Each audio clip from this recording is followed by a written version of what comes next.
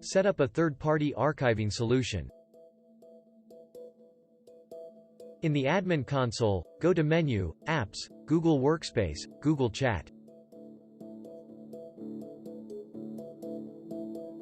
Click Third-Party Archiving Settings.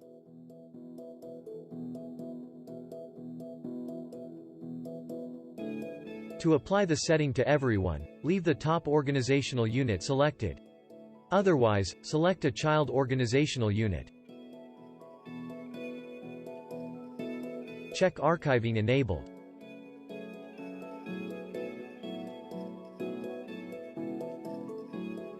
In Destination Address, enter the email address where you want to send journal messages.